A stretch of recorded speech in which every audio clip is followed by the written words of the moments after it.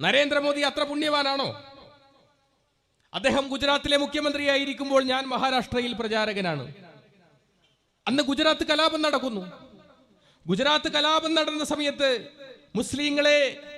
മുസ്ലിം സഹോദരന്മാരെ സഹോദരിമാരെ ചുട്ടുചാമ്പലാക്കിയ സ്വയം സേവകർക്ക് അന്തേരി കാര്യാലയത്തിൽ സ്വീകരണം കൊടുത്തവരിൽ ഞാനും ഉണ്ടായിരുന്നു.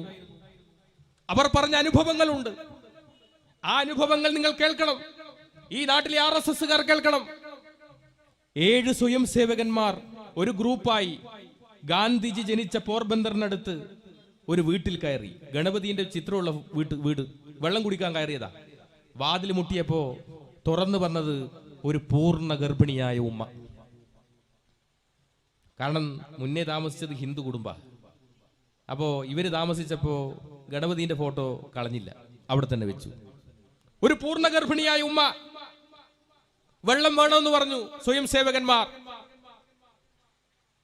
ഈ ഉമ്മ പൂർണ്ണ ഗർഭിണിയല്ലേ, പതുക്കെ നടന്ന് അടുക്കളയിൽ ചെന്ന് ഒരു വലിയൊരു പ്ലേറ്റിൽ 7 ഗ്ലാസ് വെള്ളവുമായി തിരിച്ചു വരുമ്പോ ഈ സ്വയം സേവകർക്ക് ഒരു ഫോൺ കോൾ.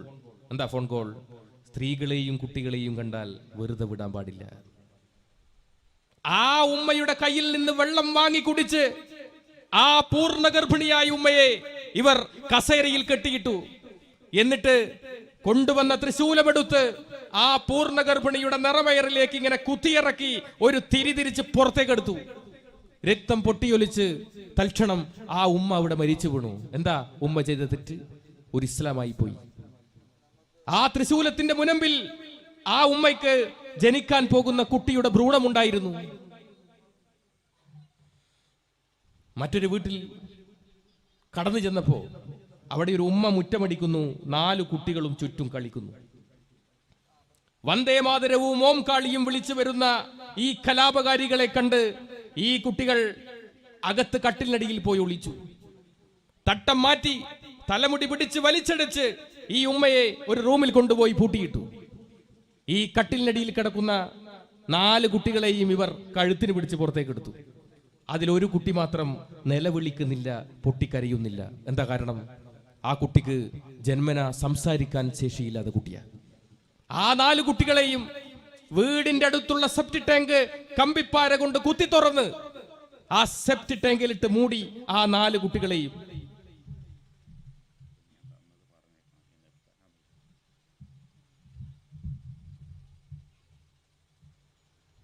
ഇവിടെ ഇപ്പൊ എഴുതി തന്നത് ഞാൻ വായിക്കാം. സുബഹിന് കഴിയുമെങ്കിൽ വേദിയിലേക്ക് ക്ഷണിച്ച് ഞങ്ങളെ പരിചയപ്പെടുത്തുമെന്ന്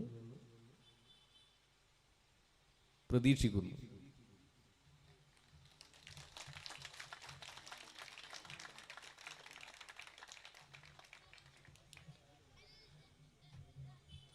അപ്പോ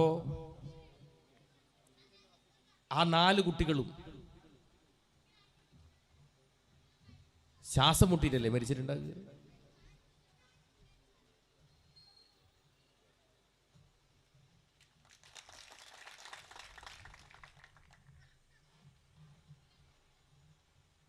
ആ ഉമ്മയെ വാതിൽ തുറന്ന് 7 പേരും മാറി മാറി ബലാത്സംഗം ചെയ്തു. എന്നിട്ട് കൊണ്ടുവന്ന പെട്രോൾ ആ ഉമ്മയുടെ തലയിൽ ഒഴിച്ചിട്ട് പറഞ്ഞു, ഇനിയൊരു കുട്ടിക്ക് ജന്മം നൽകാൻ നിനക്ക് കഴിയാതെ പോവട്ടെ എന്ന് പറഞ്ഞ് പച്ചക്ക് കത്തിച്ചു ആ ഉമ്മയെ. നിങ്ങൾ ആലോചിച്ച് നോക്ക്. അന്ന് ഗുജറാത്തിൽ മുഖ്യമന്ത്രിയായിരുന്നു നരേന്ദ്രമോദി. മറ്റൊരു വീട്ടിൽ കടന്നു ചെന്നപ്പോ ഒരു വൃദ്ധയായ ഒരു ഉമ്മ, നരേന്ദ്രമോദിയുടെ അമ്മയുടെ പ്രായമുള്ള ഒരു ഉമ്മ, തനിച്ച് വീട്ടിൽ വാതിൽ തുറന്ന് സ്വയം സേവകന്മാർ പറഞ്ഞു, ഇവിടത്തെ സമ്പാദ്യങ്ങളൊക്കെ എവിടെയാണ് ഒളിപ്പിച്ചു വെച്ചിരിക്കുന്നത്, സൂക്ഷിച്ചു വെച്ചിരിക്കുന്നത്? ഉമ്മ പറഞ്ഞു, എനിക്കറിയില്ല, എന്റെ മകൻ ജോലിക്ക് പോയിരിക്കുക. നിങ്ങൾ ആരാണ്? എന്തിനാണ് വന്നത്? എന്തിനു വന്നു? ഈ ഉമ്മയെ ഇവർ ബലമായി പിടിച്ച് ജനലിൽ ഇങ്ങനെ കെട്ടിയിട്ടു.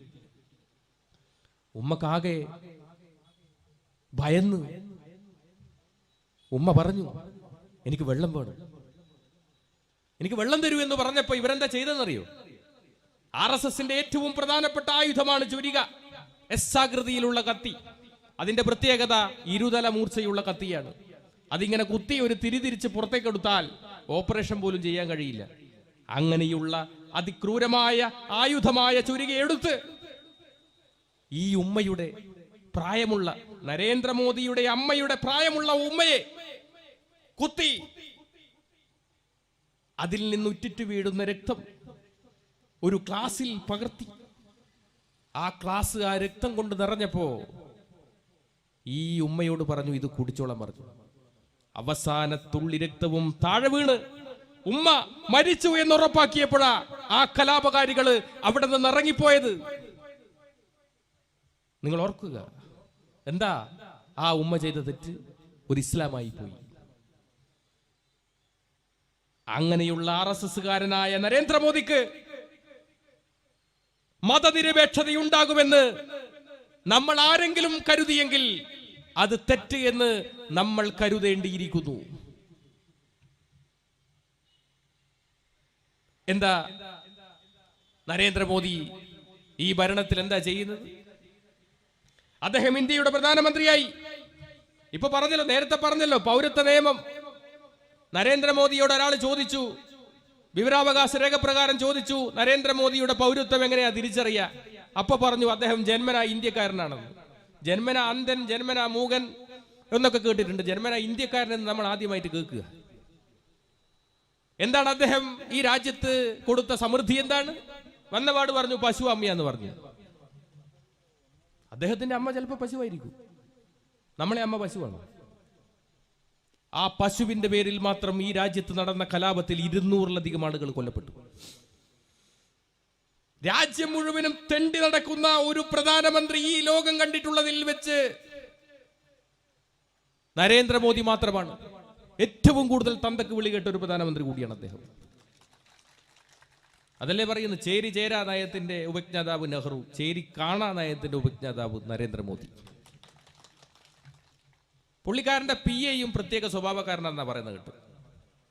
പുള്ളിക്കാരൻ രാവിലെ എഴുന്നേറ്റ് വരുന്ന സമയത്ത് ഒരു ഗ്ലോബ് ഉണ്ട് പോലും, ഒരു ഭൂമി അതിങ്ങനെ തിരിക്കും PA. അപ്പൊ നരേന്ദ്രമോദി വന്നൊരു കോമ്പസ് എടുത്ത് ഈ ഗ്ലോബിൽ ഇങ്ങനെ കൂത്തും. അത് അഫ്ഗാനിസ്ഥാനിലാണ് പോയതെങ്കിൽ പുള്ളി അപ്പം തന്നെ രാവിലെ അഫ്ഗാനിസ്ഥാനിലേക്ക് പോകും. പിറ്റേ ദിവസം കുത്തുമ്പോൾ ചൈനയിലാണെങ്കിൽ ചൈനയിൽ പോകും.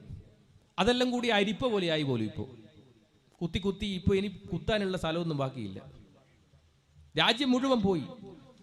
ഞാൻ പറയുന്നത് നമ്മളെ മഹല്ല് കമ്മിറ്റി, ഞാൻ വേണേ ഒരു 1000 രൂപ തരാം. ചൈനയിൽ പോട്ടെ, വുഹാനിൽ പോട്ടെ, ഒരു 2 ദിവസം അവിടെ നിൽക്കട്ടെ. നരേന്ദ്രമോദിയെ നമുക്കൊന്ന് വുഹാനിലേക്ക് യാത്രയയക്കാം. ചൈനയിൽ രാജ്യം രക്ഷപ്പെട്ടു പോയില്ലേ? അപ്പൊ ഈ രാജ്യത്തിന് വേണ്ടി എന്ത് സമൃദ്ധിയാണ് നരേന്ദ്രമോദി തന്നത്? നിങ്ങൾ ഈ പണം നിരോധിച്ചതിനെ കുറിച്ച് പറഞ്ഞല്ലോ. പണം നിരോധിച്ചതിനെ കുറിച്ച് ഏറ്റവും കൂടുതൽ അനുഭവിച്ച ഒരാൾ ഞാനും നിങ്ങളും എല്ലാവരും അനുഭവിച്ചിട്ടുണ്ട്. ഇതാരെ ലക്ഷ്യമാക്കിയിട്ടാണെന്ന് അറിയുന്നത്? ഇന്ത്യയിലെ മുസ്ലിങ്ങളെ മാത്രം ലക്ഷ്യമാക്കിയിട്ടാണ് ഈ പണം നിരോധിച്ച്. മനസ്സിലാക്കിയിട്ടുണ്ട? ഇന്ത്യയിൽ ഏറ്റവും കൂടുതൽ ചെറുകിട കച്ചവടം നടത്തുന്നത് മുസ്ലിങ്ങളാ, മുസ്ലിം സഹോദരന്മാരാ. ആ ചെറുകിട കച്ചവടത്തെ പരിപൂർണമായി നശിപ്പിക്കുവാനാണ് ഈ പണം അങ്ങ് നിരോധിച്ച് കളഞ്ഞത്. സംഭവിച്ചില്ലേ? ആരുടെ കയ്യിലെങ്കിലും പൈസയുണ്ടോ? എന്തായിരുന്നു പറഞ്ഞത്? കള്ളപ്പണം തിരികെ കൊണ്ടുവരും. ഇവർ തന്നെ നോട്ടടിച്ച് കൊടുക്കാൻ തുടങ്ങി. കൊടുങ്ങല്ലൂര് ഉള്ളിസുരുവിന്റെ നേരെ ഒരു സുഹൃത്ത്, പുള്ളിക്കാരൻ പറഞ്ഞു, മേക്കിംഗ് ഇന്ത്യ പദ്ധതിയിൽ പുള്ളിക്കാരൻ ഒരു ചെറിയൊരു പരിപാടി നടത്തി. എന്താ? പൈസ സ്വന്തമായിട്ട് വീട്ടിൽ നിന്ന് അടിക്കുക. മേക്കിംഗ് ഇന്ത്യ പിടിച്ചല്ലോ. അപ്പൊ പറഞ്ഞു നരേന്ദ്രമോദിയുടെ മേക്കിംഗ് ഇന്ത്യ പദ്ധതി നടപ്പിലാക്കിയതാണ്. ഇതല്ലേ ഭരണത്തിന്റെ അവസ്ഥ? ഏതെങ്കിലും ഒരു നല്ല പ്രവൃത്തി RSSകാരനായ നരേന്ദ്രമോദി ചെയ്തിട്ടുണ്ട് എന്ന് നിങ്ങൾക്ക് ആർക്കെങ്കിലും വിശ്വസിക്കാൻ പറ്റുമോ? ആർക്കെങ്കിലും പറയാൻ പറ്റുമോ? ലോകത്തെല്ലാ രാജ്യത്തെല്ലായിടത്തും കക്കൂസ് ഉണ്ടായി കൊടുത്തു. ഭക്ഷണം കൊടുക്കാത്ത കക്കൂസ് മാത്രം ഉണ്ടായി കൊടുത്തിട്ട് എന്താ കാര്യം? ഭക്ഷണം കഴിച്ചാലല്ലേ കക്കൂസ് പോകുക, അത് കഴിക്കാണ്ടായ കക്കൂസ് പോകും. ഇപ്പൊ രാജ്യത്തെങ്ങും കക്കൂസ് ഉണ്ടായി കൊടുത്തു. കേരളത്തിലെ പൗരത്വ നിയമത്തിന് അനുകൂലമായി RSSകാർ പരിപാടി നടത്തുന്നുണ്ട്. ഞാൻ ഈ അടുത്ത് നാദാപുരത്ത് RSSകാർ ഒരു പരിപാടി നമ്മൾ ഇങ്ങനെ പോകുന്ന സമയത്ത് കാണുക. ആ പരിപാടിയിൽ സത്യം പറഞ്ഞാൽ കേൾക്കാൻ ഒരാളും 4 പട്ടികളും. പൗരത്വ നിയമത്തെ അനുകൂലിച്ചിട്ടുള്ള പരിപാടിയാ. കേരളത്തിന്റെ അവസ്ഥ എന്താ നിങ്ങൾക്കറിയോ? BJPന്റെ RSSന്റെ നമ്മളൊക്കെ സാധാരണ ഇപ്പൊ ഇതാ മുസ്ലിം ലീഗിന്റെ ജില്ലാ സെക്രട്ടറി ഇവിടെയുണ്ട്, എല്ലാ പാർട്ടിക്കാരുടെയും ആളുകൾ ഇവിടെയുണ്ട്, RSSന്റെയും BJPന്റെ ഓടിച്ചിട്ട്. എങ്ങനെയാ നമ്മൾ ജില്ലാ സെക്രട്ടറിനെയും ജില്ലാ പ്രസിഡന്റിനെയും ഒക്കെ തിരഞ്ഞെടുക്കുന്നത് നമുക്കറിയാം അല്ലേ? പക്ഷെ BJPന്റെ എങ്ങനെയാണെന്ന് അറിയുന്നത്? BJPന്റെ ഒരു പ്രത്യേക തരത്തിൽ ഈ തവണ മത്സരം ഭയങ്കര കടുപ്പായിരുന്നു. ശോഭാ സുരേന്ദ്രൻ, ഉള്ളി സുരു, MT രമേശ്, അങ്ങനെ ഭയങ്കര മത്സരം, കടുത്ത മത്സരമായിരുന്നു. എന്താ, എങ്ങനെയാ BJPന്റെ സംസ്ഥാന പ്രസിഡന്റിനെ തിരഞ്ഞെടുക്കുക? ഏറ്റവും കൂടുതൽ മണ്ടത്തരം ആരാണോ പറയുന്നത് അയാളാണ് സംസ്ഥാന പ്രസിഡന്റ്. മഞ്ഞൾ ശോഭ പറഞ്ഞു, ഞാൻ 8 സെന്റിൽ മഞ്ഞൾ കൃഷി ചെയ്ത് കോടികൾ ഉണ്ടാക്കി. അപ്പൊ ഞാൻ എന്നല്ലേ മണ്ടൻ? ഉള്ളി സുരു പറഞ്ഞു, ഞാൻ ചെടിച്ചട്ടിയിൽ കൊടി നാട്ടി. ഞാനല്ലേ മണ്ടൻ? അവസാനം തിരുമണ്ടനെ തെരഞ്ഞെടുത്തു, സംസ്ഥാന പ്രസിഡന്റായി ഉള്ളി സുരു അല്ലേ? ഞാൻ പറയുന്നത് അതിനേക്കാളും അർഹതയുള്ള ഒരാൾ നമ്മളെ കേരളത്തിൽ ഉണ്ടായിരുന്നു. ആരാന്നറിയുന്നത്? നമ്മുടെ ഗവർണർ ആരിഫ് ഖാൻ. പുള്ളിക്ക് സംസ്ഥാന പ്രസിഡന്റ് ആകാൻ ഏറ്റവും അർഹതയുള്ള ഒരാൾ.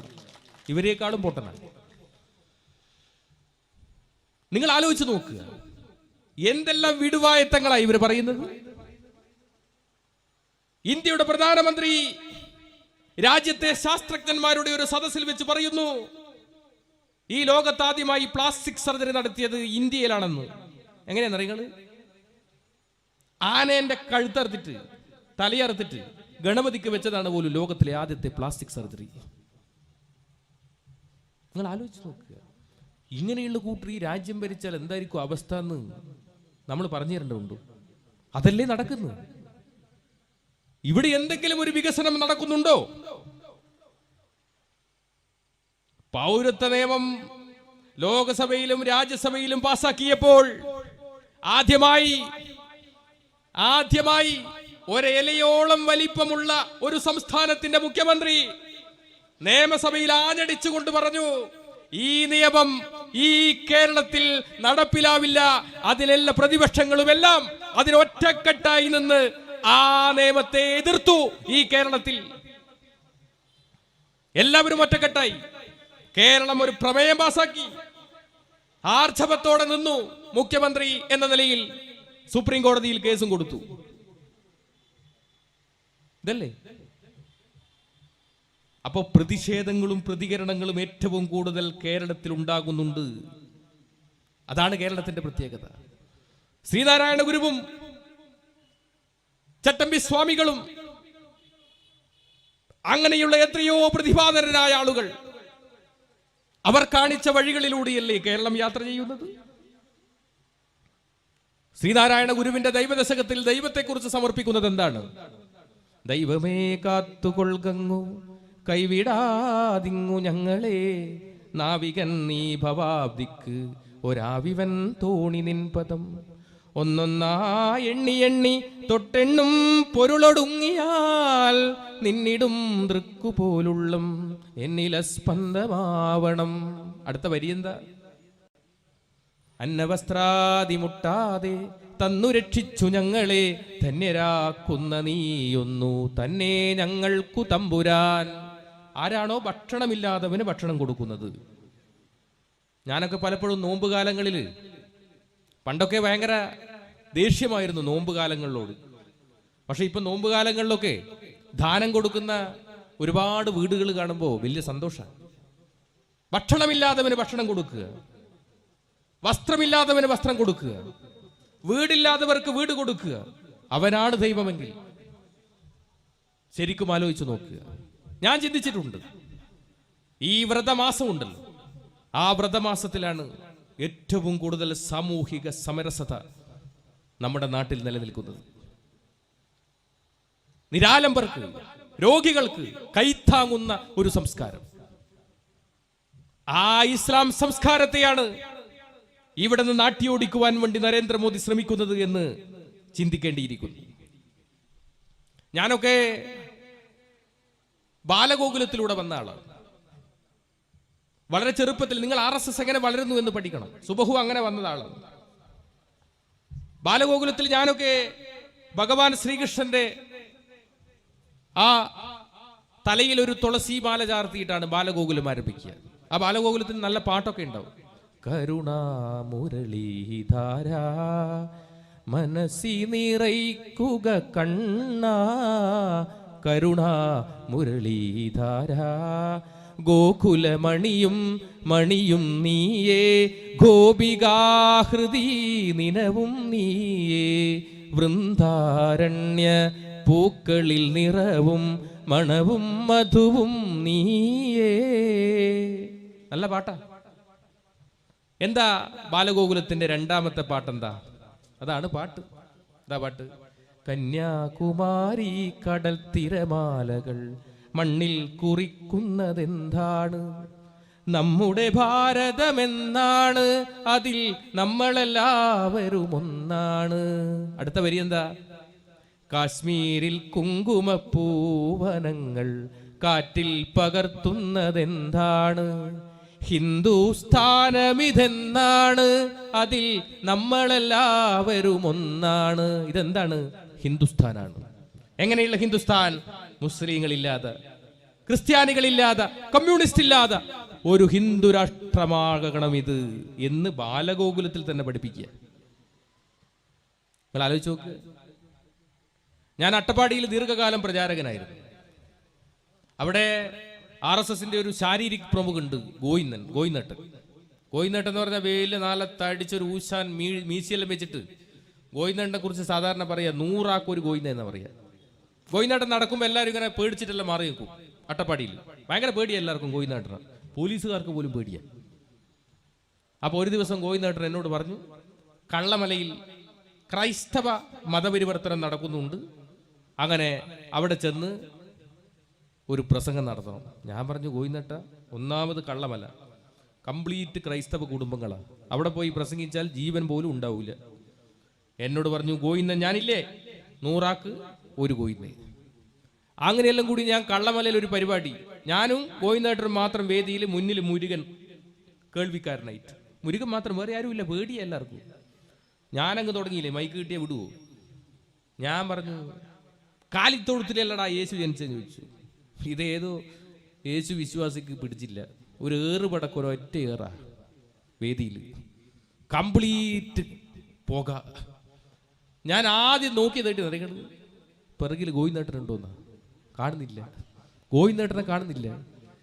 പിന്നെ ഞാനെല്ലാം കൂടി ജെറ്റ് വിട്ട പോലെ വിട്ടാടുന്നു. മുരുകൻ കാണാൻ എന്നെക്കാളും വേഗത്തിൽ ഓടിയിട്ട് എന്റെ അഴിഞ്ഞുപോയ മുണ്ടെടുത്ത് വന്നിട്ട് എന്നോട് വന്ന് പറയാ, ചേട്ടാ അടിയിലൊന്നും ഉടുക്കാണ്ടിങ്ങനെ ഓടരുത്, നാണക്കേടല്ലേ. പിറ്റേ ദിവസം ഞാൻ രാവിലെ അഗളി കാര്യാലയത്തിൽ വന്നിട്ട് നോക്കുമ്പോ ഗോയിന്നേട്ടൻ ഇങ്ങനെ ഇരിക്കുക, ഇങ്ങനെ നിൽക്കുക. ഞാൻ പറഞ്ഞു, അല്ല ഗോയിന്നേട്ട, ഇങ്ങളെന്തൊരു ഓട്ടാ ഓടിയേ? എന്നോട് പറഞ്ഞു, ഞാൻ ആരാ? ഗോയിന്നേട്ടെ. എന്റെ ദൗത്യം എന്താ? ശാരീരിക പ്രമുഖ ആയുധാഭ്യാസങ്ങൾ പഠിപ്പിക്കുക. ഞാൻ മരിച്ചാൽ വേറെ ആരെങ്കിലും ചെയ്യൂ ഇത്? അല്ലാതെ പേടിച്ചോടിയതല്ല. ഞാൻ ആദ്യത്തെ OTC കഴിഞ്ഞത് മധുരയിലാണ്. മധുര മീനാക്ഷി ക്ഷേത്രത്തിന്റെ അടുത്തുള്ള തിരുവേടകം വിവേകാനന്ദ കോളേജിലെ ആദ്യത്തെ OTC കഴിഞ്ഞു. OTC എന്ന് പറഞ്ഞാൽ RSSന്റെ ഒഫീഷ്യൽ ട്രെയിനിങ്, 1 മാസത്തെ ഒരു പരിപാടിയാണ്. എങ്ങനെ മുസ്ലിങ്ങളെ കൊല്ലാം, എങ്ങനെ ക്രിസ്ത്യാനികളെ വകവരുത്താം, എങ്ങനെ കമ്മ്യൂണിസ്റ്റുകാരെ വകവരുത്താം, ഇതൊക്കെയാ പഠിപ്പിക്കുന്നത്, പഠന വിഷയം. അതൊക്കെ പഠിച്ച ആളാ. അപ്പൊ അവിടെ നമ്മുടെ സെൻകുമാർ ഉണ്ടല്ലോ, TP സെൻകുമാർ, അങ്ങനെയുള്ള ഒരുപാട് ആൾക്കാരുടെ RSSനുണ്ട്. IPS ഓഫീസർ, അവിടുത്തെ ഒരു IPS ഓഫീസർ നമ്മളെ അന്നത്തെ ക്യാമ്പിൽ പങ്കെടുത്തു. എനിക്ക് ഇപ്പോഴും ഓർമ്മയുണ്ട് കേട്ടോ. അത് അദ്ദേഹം പറഞ്ഞൊരു വിഷയം ഇതാണ്. നമ്മളോട് പറഞ്ഞു, നിങ്ങൾ 3500ഓളം ശിക്ഷാർത്ഥികളുണ്ട്, അപ്പൊ 3500 സ്വയം സേവകന്മാരുണ്ട്. നിങ്ങൾ എനിക്കൊരു ഉപകാരം ചെയ്യണം. എന്താ ഉപകാരം? മധുര മീനാക്ഷി ക്ഷേത്രത്തിന്റെ മുന്നിൽ മുസ്ലിങ്ങളാണ് കട നടത്തുന്നത്, അതില്ലാണ്ടാക്കണം. കാരണം എന്താണെന്നറിയോ? അത് മധുര മീനാക്ഷി അമ്മക്ക് സുഖിക്കൂല, കാരണം മുസ്ലിം അല്ലേ. അതൊന്ന് ഒഴിവാക്കി തരണം. നിങ്ങൾ വിചാരിച്ചാൽ നടക്കും. അന്ന് എന്താ ചെയ്തെന്നറിയണ്? ഞാനന്ന് 10ാം ക്ലാസ് പഠിക്കുക. അന്ന് ഈ ക്യാമ്പ് കഴിയുന്നതിന്റെ തലേ ദിവസം സ്വയം സേവകരെയെല്ലാം മധുര മീനാക്ഷി ക്ഷേത്രം ദർശനം നടത്താൻ വേണ്ടി കൊണ്ടുപോയി. എങ്ങനെയാ കൊണ്ടുപോയെന്നറിയങ്ങൾ? കാക്കി ട്രൗസർ വിട്ട് ദണ്ഡയുമായിട്ടാണ് കൊണ്ടുപോയത് മധുര മീനാക്ഷി ക്ഷേത്രം കാണാൻ. അതിന്റെ തലേ ദിവസം ഞങ്ങൾക്കൊരു പ്ലാനൊക്കെ തയ്യാറാക്കി. ആ ക്ഷേത്രത്തിന്റെ കംപ്ലീറ്റ് ഒരു സ്കെച്ച് വരച്ചിട്ട് അതിൽ ഏതൊക്കെ തലങ്ങളിൽ മുസ്ലിങ്ങളായ ആളുകൾ കട നടത്തുന്നുണ്ട് എന്ന് വ്യക്തമായി സ്കെച്ചിട്ടു. എന്നിട്ടാ പരിപാടി. അപ്പൊ ആ സ്കെച്ചൊക്കെ നമ്മൾ പഠിച്ചിട്ടാ പോയെ. എന്നിട്ട് നമ്മളിങ്ങനെ ഓരോ കടയുടെയും അടുത്ത് ഇങ്ങനെ ഒന്നുമില്ലാതെ പോലെ ഇങ്ങനെ നിന്നു. ദണ്ഡ ഇങ്ങനെ ഉണ്ട്, ദണ്ഡ ഇങ്ങനെ കയ്യിൽ ഇതാ ഇങ്ങനെ ആക്കി ഇങ്ങനെ നിന്നു. ഒരു ബിസിലടി, ആദ്യത്തെ ബിസിലടിയിൽ ദണ്ഡ പ്രയോഗിക്കുവാൻ വേണ്ടി ഈ കയ്യിലുള്ള ദണ്ഡ ഇങ്ങനെ ആക്കുക. ഒന്നാമത്തെ വിസിലടിച്ചു, നമ്മളെല്ലാവരും ഇങ്ങനെ ദണ്ഡ ഇങ്ങനെയാക്കി. ആർക്കും ഒന്നും മനസ്സിലായില്ല. രണ്ടാമത്തെ വിസിലടിയിൽ വലത്തെ കൈയിൽ ദണ്ഡ വന്നു. പിന്നെ അവിടെ എന്താ നടന്നതെന്ന് ഒരു തിരുപാടുമില്ല.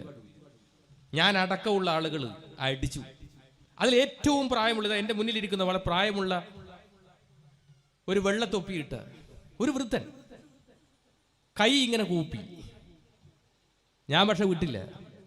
ദണ്ഡ കൊണ്ടൊരു ഒറ്റയടി തലക്ക് ബോധം കെട്ടു വീണു. അവിടെ കവർച്ച നടത്തി. അവിടത്തെ ഏതാണ്ട് 32 മുസ്ലിം കടകളും ഞാൻ അടക്കമുള്ള ആളുകൾ കവർച്ച നടത്തി.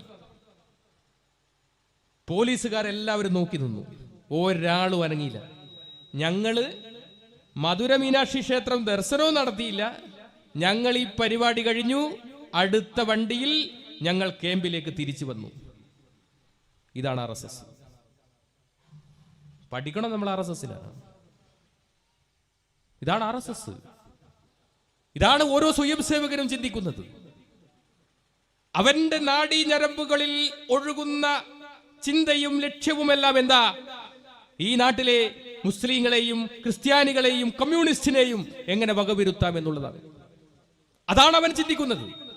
അവൻ അതിനു വേണ്ടി മാത്രമാണ് ജീവിക്കുന്നത്. അതുകൊണ്ടാണ് അവന്റെ പ്രാർത്ഥനയിൽ ഇങ്ങനെ ഹൃദയത്തോട് കൈ ചേർത്ത് വെച്ചുകൊണ്ട് പറയുന്നത്, ഹൃദന്ത സ്ഫുര തുക്ഷയാധ്യേയ നിഷ്ഠ. എന്റെ ഹൃദയത്തിൽ സ്ഫുരിക്കട്ടെ ധ്യേയനിഷ്ഠ. എന്താ ധ്യേയനിഷ്ഠ? പ്രഭോ ശക്തിമൻ ഹിന്ദു രാഷ്ട്രാംഗഭൂത. ഈ രാജ്യം ശക്തിമത്തായ ഒരു ഹിന്ദു രാഷ്ട്രം ഉണ്ടാക്കുക. എന്താ ഹിന്ദു രാഷ്ട്രം? മുസ്ലിങ്ങളില്ലാതെ, ക്രിസ്ത്യാനികളില്ലാതെ, കമ്മ്യൂണിസ്റ്റുകാരില്ലാതെ ഒരു ഹിന്ദു രാഷ്ട്രം ഉണ്ടാക്കുക എന്ന ലക്ഷ്യം വെച്ച് പുലർത്തുന്ന നരേന്ദ്രമോദിക്കും അമിത്ഷയ്ക്കും മതനിരപേക്ഷതയുണ്ടാകുമെന്ന് നമ്മൾ ആരെങ്കിലും സ്വപ്നം കാണുന്നുണ്ടെങ്കിൽ അങ്ങനെയൊരു അവസരം ഉണ്ടാവില്ല. പക്ഷേ കാലം മാറും, കോലവും മാറും. ഭഗവത്ഗീതയിൽ പറയുന്നുണ്ട്, അർജുനനോട് വ്യക്തമായൊരു നിർദ്ദേശം കൊടുക്കുന്നുണ്ട്. അതിൽ പറയുന്നത്, ഞങ്ങൾ വളരെ കുറച്ച് മാത്രമേ ഉണ്ടാകാം. പാണ്ഡവന്മാർ വളരെ കുറച്ചേ ഉണ്ടായിരുന്നുള്ളൂ. 18 അക്ഷൗഹിണിയിൽ ആകെ 7 അക്ഷൗഹിണി മാത്രമേ പാണ്ഡവർക്ക് ഉണ്ടായിട്ടുള്ളൂ. ഇതെല്ലാം കണ്ടപ്പോൾ അർജുനനാകെ ഭയന്നല്ലോ. അർജുനനോട് കൃഷ്ണൻ ഭഗവത്ഗീതയിൽ പറയുന്ന ഒന്നാമത്തെ ശ്ലോകം എന്താണ്?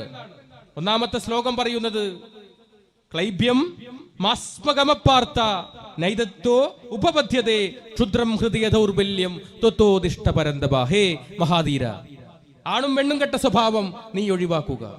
നീചമായ ഹൃദയ ദുർബലതയെ വലിച്ചെറിഞ്ഞുകൊണ്ട് എഴുന്നേൽക്കുക എന്ന് പറഞ്ഞു തുടങ്ങുന്ന ആ ശ്ലോകത്തിൽ ആളുകളല്ല വിജയത്തിന്റെ മാനദണ്ഡം, ധർമ്മമാണ്. യഥോ ധർമ്മസ്ഥതോ ജയ. എവിടെ ധർമ്മമുണ്ടോ അവിടെയാണ് ജയമെങ്കിൽ തീർച്ചയായും ഞങ്ങൾ ജയിച്ചിരിക്കും, നിങ്ങൾ പരാജയപ്പെട്ടിരിക്കും മോദിജി എന്ന് നിങ്ങൾ മനസ്സിലാക്കണം. ഇതാണ് ഓരോ RSSകാരന്റെയും ചിന്തകളിൽ. ഇതാണ് ഓരോ RSSകാരന്റെയും ലക്ഷ്യം. ഇതാണ് ഓരോ RSSകാരനും ചിന്തിക്കുന്നത് ഇങ്ങനെയാണ്. ഇപ്പൊ ശശികല, കേരളത്തിൽ ശശികലയുണ്ടല്ലോ. എന്തായിരുന്നു ശബരിമല വിഷയവുമായി ഞാൻ വേറെ കാര്യങ്ങൾ പ്രത്യേകിച്ചൊന്നും പറയുന്നില്ല. നിങ്ങൾക്കറിയാലോ, ഞാൻ ഈ പ്രസ്ഥാനത്തിലേക്ക് വന്നപ്പോ എന്റെ തറവാട്ടിൽ നിന്ന് എന്നെ പുറത്താക്കി. കല്യാണം കഴിച്ചപ്പോൾ ഞാൻ എൻ്റെ തറവാട്ടിൽ എൻ്റെ ഭാര്യയും കൊണ്ട് ഞാൻ ഇങ്ങനെ പോകുമ്പോൾ അമ്മ ഈ ശശികലന്റെ പ്രസംഗം കേൾക്കുക. നിലക്കൽ വെച്ചിട്ടാ പ്രസംഗം. എന്തെന്നാ പ്രസംഗം? അമ്മ നമ്മളോട് മിണ്ടുന്നില്ല, വെള്ളം പോലും കൊടുക്കുന്നില്ല. ഞാനല്ല, എന്നെ 10-30 കൊല്ലമായി അമ്മ കാണുന്നില്ല. എന്നാ പിന്നെ ഈ പെണ്ണോ കല്യാണം കഴിച്ച് എന്തൊക്കെ കൊടുക്കണ്ടേ? അമ്മ ഇങ്ങനെ നിൽക്കുക പ്രസവം. കുറെ കഴിഞ്ഞപ്പോ അമ്മ ചാടി എഴുന്നേറ്റു. അപ്പൊ ഞാൻ ചോദിച്ചു, അമ്മേ ചത്തോ? ചാകാനാ, നീ നോക്ക്. അപ്പോ പെണ്ണുങ്ങൾ പറഞ്ഞു, കണ്ട കണ്ട കണ്ട കൃഷ്ണപ്പരുന്ത് ആകാശത്തിലൂടെ ഇങ്ങനെ വട്ടം ചുറ്റുന്ന കണ്ട, ഭഗവാൻ വിട്ടതാ. ഞാൻ പറഞ്ഞു, അമ്മ എന്തെന്നാ പറയുന്നത്? അമ്മയല്ലേ ഭാഗവതം എന്നെ പഠിപ്പിച്ചെന്ന്. ലോകത്തില് ആര് സ്ത്രീകൾ കയറണമെന്ന് പറഞ്ഞാലും ഭഗവാൻ ശ്രീകൃഷ്ണൻ എന്തായാലും അത് പറയൂല എന്ന് അമ്മക്ക് ഉറപ്പല്ലേ? പിന്നെ രണ്ടാമത്തെ ഓപ്ഷനാണ് സാധ്യത. ഏതാ രണ്ടാമത്തെ ഓപ്ഷൻ? എന്താ? പരുന്തിന്റെ ഭക്ഷണം എന്താ? പാമ്പല്ലേ? അപ്പൊ ഉഗ്ര വിഷമുള്ള പാമ്പ് നിലക്കൽ ഇങ്ങനെ പത്തി വിടർത്തി ഇങ്ങനെ നിൽക്കുമ്പോ ഇതിനെ റാഞ്ചാൻ വേണ്ടി വന്നതാ ശശികല, വിഷപ്പാമ്പ്. അവളുടെ ഒരൊറ്റ പ്രസംഗം കൊണ്ടാ കാസർഗോഡ് ഒരു കുട്ടിയെ, പിഞ്ചു കുഞ്ഞിനെ കഴുത്തറുത്തിട്ടല്ലേ കൊന്ന്, മഴുകൊണ്ട് കഴുത്തറുത്തിട്ട് കണ്ടിട്ടുണ്ടെങ്കിൽ. എന്താ പോലീസുകാരനോട് പറഞ്ഞ്? ഞാൻ സ്ഥിരമായി ശശികലയുടെ പ്രസംഗം കേൾക്കാറുണ്ടെന്നാണ്. ഇതാണ് RSS എല്ലാ പ്രവർത്തന പദ്ധതിയും ഈ 3 ശത്രുക്കളെ മുന്നിൽ നിർത്തി മാത്രമാണ്. ഞാൻ വരുന്നത് കണ്ണൂർ ജില്ലയിൽ നിന്ന്, സഖാവ് UK കുഞ്ഞിരാമന്റെ സ്മാരകത്തിന്റെ അടുത്ത് നിന്ന്. തലശ്ശേരി കലാപത്തിൽ നെരുവമ്പായി പള്ളി ആക്രമിക്കാൻ വേണ്ടി RSSകാർ 100-300 ആളുകൾ വന്നപ്പോ അദ്ദേഹം ഒറ്റയ്ക്ക് നിർഭയം ഒരു കപ്പക്കൊള്ളി എടുത്തിട്ട് പറഞ്ഞു, എന്നെ കൊന്നാലേ നിങ്ങൾക്ക് ഈ പള്ളി ആക്രമിക്കാൻ വേണ്ടി സാധിക്കുകയുള്ളൂ. ഈ കേരളത്തിൽ പള്ളിയെ സംരക്ഷിച്ചതിൽ രക്തസാക്ഷിയാകേണ്ടി വന്നവന്റെ പേര് സഖാവ് UK കുഞ്ഞിരാമൻ എന്നാണ്. അദ്ദേഹത്തിന്റെ രക്തസാക്ഷി മണ്ഡപത്തിന്റെ അടുത്താണ് എന്റെ വീട്. ഇവിടെ മുന്നേറ്റങ്ങളുടെ സമരോജ്വലമായ ഇതിഹാസങ്ങൾ വരച്ചു ചേർത്ത നാടാണ് ഈ കേരളം. ഈ കേരളത്തിൽ എല്ലാവരും ഒറ്റക്കെട്ടാണ് ഈ പൗരത്വ നിയമത്തിന് എതിരായി. അത് കോൺഗ്രസ് ആയാലും, മുസ്ലിം ലീഗ് ആയാലും, CPIM ആയാലും, CPI ആയാലും, എല്ലാ പ്രസ്ഥാനങ്ങളും ഈ നരാധമത്വത്തിനെതിരായി, ഈ രാക്ഷസീയതയ്ക്കെതിരായി ഒറ്റക്കെട്ടായി നിൽക്കുന്ന കാലഘട്ടമാണിത്. ഇവിടെ ഈ പോരാട്ടങ്ങൾക്ക് അവസാനം കൊടുക്കാൻ പാടില്ല. ഈ മുന്നേറ്റങ്ങൾ ഒരിക്കലും നിലക്കാൻ പാടില്ല. കാരണം ഓരോ സ്വയം സേവകനും ഉണർന്നെഴുന്നേൽക്കുന്നത് ഈ രാജ്യത്തെ മുസ്ലിങ്ങളെ, ക്രിസ്ത്യാനികളെ വംശശുദ്ധി വരുത്തുക എങ്ങനെയാണ് എന്ന് ചിന്തിച്ചുകൊണ്ടാണ്. എങ്കിൽ ഈ രാജ്യത്തെ ശാഖയാണ് ലഷ്കർ-ഇ-തോയ്ബയെക്കാളും ISIS-നേക്കാളും ഏറ്റവും വലിയ തീവ്രവാദ പ്രസ്ഥാനം ഈ രാജ്യത്തെ ശാഖയാണ്. അങ്ങനെ ശാഖയാണ് തീവ്രവാദ പ്രസ്ഥാനമെങ്കിൽ ഈ രാജ്യത്തെ ഏറ്റവും വലിയ തീവ്രവാദിയാണ് ഇന്ത്യയുടെ പ്രധാനമന്ത്രിയായ നരേന്ദ്രമോദി എന്ന് വിളിക്കേണ്ടി വരും നമുക്ക്. എപ്പോഴെങ്കിലും ഏതെങ്കിലും ഒരു കാലഘട്ടത്തിൽ സുപ്രീം കോടതി ജഡ്ജിമാർ ഭാരതത്തിന്റെ വികലമായ സങ്കല്പങ്ങളെ മാത്രം വരച്ചു ചേർത്ത വിചാരധാര ഒരു തവണയെങ്കിലും വായിച്ചിരുന്നു എങ്കിൽ അയോധ്യ കേസിൽ ആ വിധി പറയില്ലായിരുന്നു എന്ന് ഞാൻ ആഗ്രഹിച്ചു പോയിട്ടുണ്ട്. വായിക്കണം വിചാരധാര. ഡോക്ടർ കേശവ ബൽറാം ഹെഡ്ഗേവാറിന്റെ ജീവചരിത്രമുണ്ട്, അതെല്ലായിടത്തും കിട്ടും, വായിച്ചു നോക്കണം. അതില് ഈ സവർക്കറുമായി ഈ ഹെഡ്ഗേവാർ ഒരു ബന്ധം പുലർത്തുന്നത് എങ്ങനെയാണെന്ന് അറിയുന്നത്?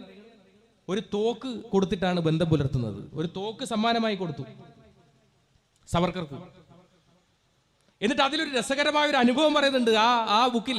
ശേഷാദ്രി എഴുതിയ പുസ്തക, RSSന്റെ രണ്ടാമത്തെ സഹസർക്കാര്യവാഹ് HJ ശേഷാദ്രിജി എഴുതിയ ഹെഡ്ഗേവാറിന്റെ ജീവചരിത്രത്തിൽ 33-ാമത്തെ പേജിൽ ഒരു ചെറിയ കഥ പറയുന്നുണ്ട്. എന്താ കഥ എന്നറിയാം? RSSന്റെ ശാഖ നാഗപ്പൂരിൽ ആരംഭിച്ചു. 7 ദിവസം കഴിഞ്ഞു. 15 ആളുകൾ മാത്രമേ ആ ശാഖയിൽ ഉണ്ടായിരുന്നുള്ളൂ. അങ്ങനെ ആ ശാഖയിൽ ഒരു തീരുമാനമെടുത്തതിന്റെ ഭാഗമായി, എന്താ തീരുമാനം ഒന്നും പറയുന്നില്ല, അവിടെ ഒരു കലാപം വന്നു. എങ്ങനെയാ കലാപം? ഒരു പള്ളിയിൽ, ആ പള്ളീന്റെ മുകളിൽ ഓം എന്ന് വരച്ചു. ഇതുവരെ അങ്ങനെ ഒരു വര അവിടെ ഉണ്ടായിട്ടില്ല. ഒരു മുസ്ലിം പള്ളിയിൽ ഓം എന്ന് വരച്ചു. അവിടെ ഒരു കലാപം പൊട്ടിപ്പുറപ്പെട്ടു. അവിടുത്തെ ബ്രാഹ്മൺസായ ഹിന്ദുക്കൾ, നോക്കണം, ബ്രാഹ്മൺസായ ഹിന്ദുക്കൾ, അവർക്ക് ആയോധന കലയൊന്നും പരിചയമില്ല. അവര് പൂജാവിധികൾ മാത്രം അറിയുന്ന ആളുകളാണ്. അവരോടി ഹെഡ്ഗേവാറിന്റെ ശാഖയിലേക്ക് വന്നു. ശാഖയിൽ വന്നപ്പോ ഹെഡ്ഗേവാർ പറഞ്ഞു, ഞങ്ങൾ 15 ആളേ ഉള്ളൂ, പക്ഷെ നിങ്ങൾ ഇത്രയും ആളുകളില്ലേ? ഞങ്ങൾക്കെല്ലാവരും ഒരുമിച്ച് കൂടി എങ്ങനെ ദണ്ഡ ഉപയോഗിക്കാം, എങ്ങനെ വാൾ ഉപയോഗിക്കാം, എങ്ങനെ ചുരുകി ഉപയോഗിക്കാം എന്ന് പഠിപ്പിച്ചു തരാം. അവരെ ഒരു ദിവസത്തെ ശാഖയിൽ പഠിപ്പിച്ചു. ശേഷം അവിടെ നടന്ന കലാപത്തിൽ 15ഓളം മുസ്ലിങ്ങൾ കൊല്ലപ്പെട്ടു എന്ന് മാത്രമല്ല, അവിടുത്തെ മുസ്ലിം സമൂഹത്തെ പൂർണ്ണമായും നാടുകടത്താൻ കഴിഞ്ഞു. നാഗപ്പൂരിൽ ആ 1930 കാലഘട്ടത്തിൽ ഹെഡ്ഗേവാറിന്റെ പുസ്തകത്തിൽ പറയുന്നതാണ്. അപ്പൊ എന്താണ് ഹെഡ്ഗേവാറിന്റെ ഉദ്ദേശം, എന്താണ് നരേന്ദ്രമോദിയുടെ ഉദ്ദേശം എന്ന് മനസ്സിലാക്കാൻ നമുക്ക് കഴിയില്ലേ? ഇതാണ് ഓരോ സ്വയം സേവകനും ചിന്തിക്കുന്ന ബോധതലം. ഇതാണ് ഓരോ സ്വയം സേവകനും ഉയർത്തുന്ന ചിന്താധാര. ഇതാണ്, അതല്ലേ RSSന്റെ ഗണഗീതമുണ്ട്. എല്ലാ ശാഖയിലും ഇങ്ങനെ ഇരുന്നിട്ട് ഇങ്ങനെ കൂട്ടമായി ചൊല്ലുന്ന പാട്ടിനെയാണ് ഗണഗീതം എന്ന് പറയുക. ഹിന്ദുരാഷ്ട്ര സംഘടകം സുജനവന്ദനീയം. ഈ രാജ്യം ഹിന്ദുരാഷ്ട്രമാക്കുക. എങ്ങനെയുള്ള ഹിന്ദുരാഷ്ട്രം? ഞാൻ നേരത്തെ പറഞ്ഞ മുസ്ലിങ്ങളില്ലാതെ, ക്രിസ്ത്യാനികളില്ലാതെ, കമ്മ്യൂണിസ്റ്റുകാരില്ലാതെ ഒരു ഹിന്ദുരാഷ്ട്രത്തെ സൃഷ്ടിക്കുക. ഇത് മാത്രമാണ് ഓരോ സ്വയം സേവകന്റെയും ലക്ഷ്യം.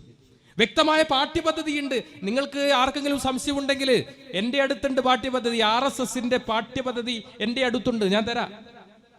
അതിൽ വ്യക്തമായി പറയുന്നുണ്ട്. അതിൽ 18 നിർദ്ദേശങ്ങളുണ്ട്. ആ 18 നിർദ്ദേശങ്ങളിൽ ഒന്നാമത്തെ നിർദ്ദേശം എന്താണെന്നറിയാം? ഒന്നാമത്തെ നിർദ്ദേശം, എതിരാളിക്ക് അവസരം കൊടുക്കാതെ അങ്ങോട്ട് ആക്രമിക്കുക. അതിൽ പറയുന്ന ഒന്നാമത്തെ നിർദ്ദേശം അതാണ്. എതിരാളിക്ക് അവസരം കൊടുക്കാതെ അങ്ങോട്ട് ആക്രമിക്കുക. ബുദ്ധിപൂർവം തെരഞ്ഞെടുക്കുക. ബുദ്ധിപൂർവം തെരഞ്ഞെടുക്കുക ആക്രമണം. നിങ്ങൾ ഡൽഹി ഈ അടുത്ത് നടന്ന പൗരത്വ നിയമത്തിനെതിരായ സമരം ഒരു ഭാഗത്ത് നടക്കുമ്പോൾ ഡൽഹി പോലീസുകാരെല്ലാം നിൽക്കുന്ന സമയത്ത് ഒരു സ്വയം സേവകൻ തോക്കുമായി വന്ന് ജയ് ശ്രീരാം വന്ദേ മാതരം എന്ന് വിളിച്ചുകൊണ്ട് വെടിയുതിർത്തു. ഒരൊറ്റ പോലീസുകാരനും പിടിച്ചു വെച്ചില്ല. കാരണം എന്താ? RSSകാരനായിരുന്നു. പിടിച്ചു വെച്ചില്ല. പക്ഷേ നിങ്ങൾ ആലോചിച്ച് നോക്കുക, അതൊരു അബ്ദുൾ റസാഖോ അല്ലെങ്കിൽ ലത്തീഫോ അബ്ദുൾ സമദോ അങ്ങനെ ഏതെങ്കിലും ഒരു നാമധാരി ആയിരുന്നു എങ്കിൽ അദ്ദേഹം ISISന്റെ ട്രെയിനിങ് കഴിഞ്ഞവനോ ലഷ്കർ-ഇ തോയ്ബയുടെ സ്വന്തമാണോ എന്ന് പറഞ്ഞ് അയാളെ തീവ്രവാദിയായി UAPA നിയമപ്രകാരം അടക്കുമായിരുന്നില്ല ഇവർ. അപ്പൊ അതാണ് പറഞ്ഞത്, വ്യക്തമായൊരു പ്ലാനിങ്, വ്യക്തമായൊരു ആസൂത്രണം RSSനുണ്ട്. എത്ര ആളുകളെ ഇവിടെ മരിച്ച്. ഇപ്പൊ എനിക്കൊക്കെ ഭീഷണിയുണ്ട്, എന്റെ ഭാര്യയ്ക്ക് പോലും ഭീഷണിയുണ്ട്. ഞങ്ങളൊക്കെ ഇതാ സുരക്ഷയ്ക്ക് നിയോഗിക്കപ്പെട്ട ആളുകളുടെ കൂടിയാ നടക്കുന്നത്. ഗവൺമെന്റിനെ വേണ്ടെന്ന് പറഞ്ഞു. എന്റെ ഭാര്യനെ വരെ വിളിച്ചിട്ട് കഴുത്തറുത്ത് കൊല്ലും, ചിഹ്ന ഭിന്നമാക്കുന്നൊക്കെ RSSകാര് പറയുന്നത്. കൽബുർഗിയെ കൊന്നു, നരേന്ദ്ര ദാബോൽക്കറെ കൊന്നു, ഗൗരി ലങ്കേഷിനെ കൊന്നു. എത്ര ആളുകളെയാ ഇവര് കൊന്ന്? എന്തിന്റെ പേരില്ല? മിണ്ടിയതിന്റെ പേരിൽ. കൽബുർഗിയെ കൊന്നത് എന്തിനാ? രാമനെതിരായി സംസാരിച്ചു എന്നാണ് പറഞ്ഞത്. നിങ്ങൾ രാമായണം വായിച്ചിട്ടുണ്ടോ? വാൽമീകിയുടെ രാമായണം എടുത്ത് വായിക്കണം. എഴുത്തച്ഛന്റെ രാമായണമല്ല, വാൽമീകിയുടെ രാമായണം. സംസ്കൃതത്തിൽ വേണേ ഞാൻ പറഞ്ഞത്. വാൽമീകിയുടെ രാമായണത്തിൽ രാവണനെ നിഗ്രഹിച്ച് വിഭീഷണന് രാജ്യം വിട്ടുകൊടുത്ത് വിജയശ്രീ ലാളിതനായി വരുന്ന ശ്രീരാമന് അയോധ്യയിൽ പൂർണ്ണകുംഭം നൽകി സ്വീകരിച്ചു. യുവരാജാവായി അഭിഷേകം ചെയ്ത ആ ചടങ്ങിൽ 10,000-കണക്കിന് ആളുകൾ വന്ന ആ ചടങ്ങിൽ എല്ലാവരും ഇങ്ങനെ രാമനാമം ഉച്ചരിക്കുന്ന ആ ചടങ്ങിലേക്ക് ഒരു വന്ധ്യവയോധികൻ കടന്നു വന്നു.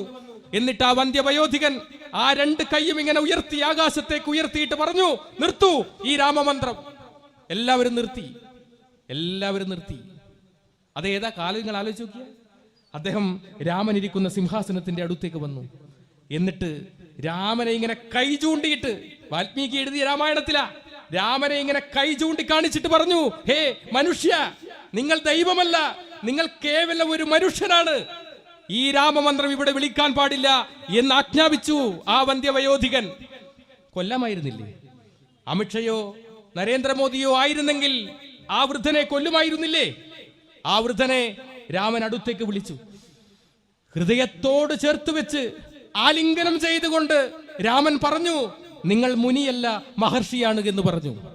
വെറും ഒരു LP സ്കൂൾ അധ്യാപകനെ ഒരു യൂണിവേഴ്സിറ്റിയുടെ വൈസ് ചാൻസലർ ആക്കിയതുപോലെയാണ് മുനിയിൽ നിന്ന് മഹർഷിയിലേക്കുള്ള പരിവർത്തനം. ഇതാണ് ഭാരതത്തിന്റെ ബഹുസ്വരത. നിങ്ങൾ സംസാരിക്കൂ, ഞങ്ങൾ കേൾക്കാം. അതാണ് ഭാഗവതം പറയുന്നത്, അതാണ് മഹാഭാരതം. കഥ പറയുകയാണ്.